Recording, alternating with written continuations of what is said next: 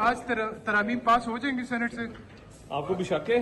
سر کوئی سننے میں آیا کہ پیپلز پارٹی کے ساتھ کوئی ڈیڈ لاک چل رہا ہے؟ نہیں، پراپر ٹاک کرتے ہیں اس پہ، کسی قسم کا کوئی ڈیڈ لاک نہیں ہے. پارلیمانی کمیٹی کی پروسیڈنگز آپ کے سامنے ہیں، اور میں سمجھتا ہوں کہ جس طرح وزیر اعظم صاحب کا جو ایک استثنا نہ لینے کا ایک فیصلہ تھا، اور کل انہوں نے آذربائیجان سے آتے ہی ہدایت کی، اور آج وہ کمیٹی سے بھی وہ شیک اپ واپس ہو گئی ہے، تو میں سمجھتا ہوں کہ یہ ایک احسن قدم تھا، اور انہوں نے سمجھا کہ وہ جواب دہ ہیں عوام کی عدالت میں بھی اور کورٹ آف لا میں بھی.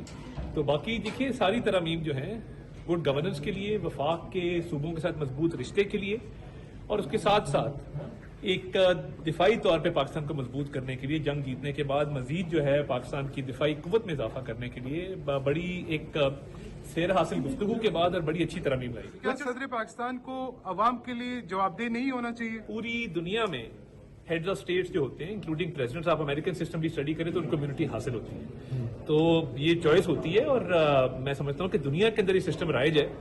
تو ہیڈز آف اسٹیٹس کیونکہ وہ ایک سیریمونیل فگر ہیڈ ہوتے ہیں، وہاں پہ ان کو ہر جگہ پہ ایک کمیونٹی حاصل ہے، تو آبویسلی، اور ان کے پاس وہ ایگزیکٹو اتھارٹی بھی نہیں ہے، تو میں سمجھتا ہوں کہ اس میں کوئی حرج نہیں ہے. سر آپ خود وکیل ہیں، سپریم کورٹ کے ہوتے ہوئے آئینی کورٹ کی کیا حیثیت ہوگی؟ اور دوسرا یہ کہ آپ کے پاس ووٹ پورے ہیں کیونکہ عرفان صدیقی صاحب علیل ہیں. پہلی بات تو یہ کہ جو پوری دنیا ہے اس میں کانسٹیٹیوشنل کورٹس کا کانسیپٹ ہے. ہمارے ہاں یہ آج کی ڈیبیٹ نہیں ہے، یہ چارٹر آف ڈیموکریسی کے وقت سے ایک ڈیبیٹ چل رہی تھی کہ کانسٹیٹیوشنل کورٹس ہونے چاہیے.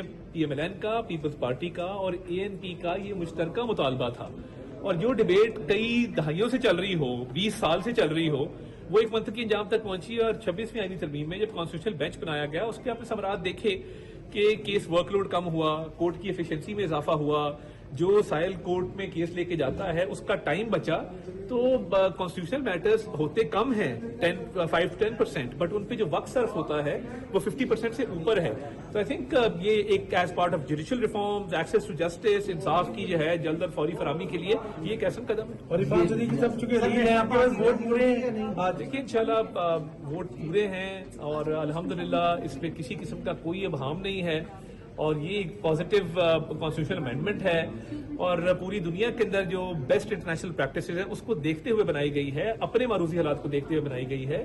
اور یہ آئین ایک لیونگ ڈاکیومنٹ ہے، ایک زندہ دستاویز ہے جس میں ایک ارتقاء کا عمل اور مرحلہ چلتا رہتا ہے، اور اس کے تحت یہ آپ دیکھیں نا 27 ترامیم آج تک ہوئی ہیں.